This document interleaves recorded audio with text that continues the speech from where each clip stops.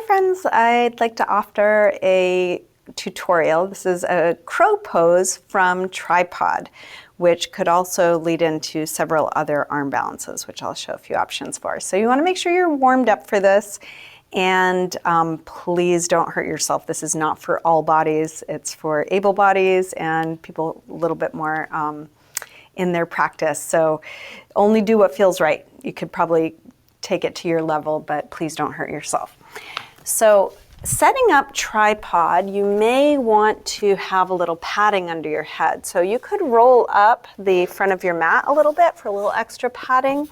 You could also put a blanket, not too much cushion, but a little blanket under there. I like to just use a little roll up of the mat. So you're going to have your hands shoulder width apart, and then take the distance between your hands, so that's shoulder width apart, and add an equidistant triangle. That's where your head's going to go. Oftentimes there's a tendency to put the head kind of in between the hands, and that's not a stable base. So we want to have an equal distance triangle. So find where that point is, and that's where the very top of your head is going to go. From there, you can lift the hips and place the knees on the shelves of your elbows.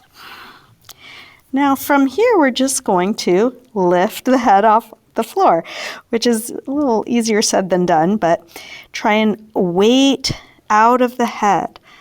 And the good news is if you fall, you're falling onto the feet. So that might be the first step. If you can figure out how to get your head off the floor, you fall right onto the feet. And then we can slow that process down. So the fine tuning of it, the moment you get your head off the floor, as if you could slip a piece of paper under it, you want to start to bring the inner elbows forward and head forward so you don't fall onto your feet, which means you might then fall onto your head. So if you do want to put a crash pad in front of you, a blanket or cushion, that could be a good idea. So try it a couple times. So hands shoulder width apart, top of the head, equal distance apart, knees to the upper arms, and then possibly lifting the head. Just as it comes off the floor, inner elbows come forward, and then you're in the pose. Now, an added thing that you could try is coming right up into tripod. And then knees can come back down and into the pose. Okay, so that's something you can work on. If that's easy, there are lots of other fun things you can do from tripod. You could swing the knees to one side and do a side crow. Really hard is getting the knees back up. Go to the other side.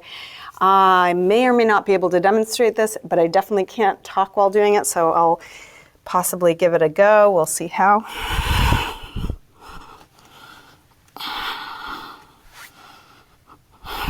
So both knees could come to one side.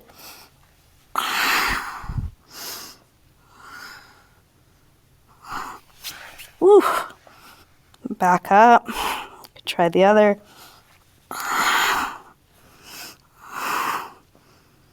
You're very close to the floor, so if you lose strength, you can just fall on down.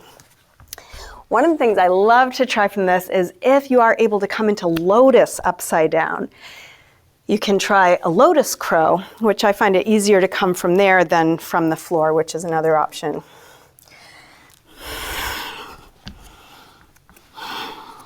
So, with legs up, if you're able to come into lotus, it's just like coming into crow.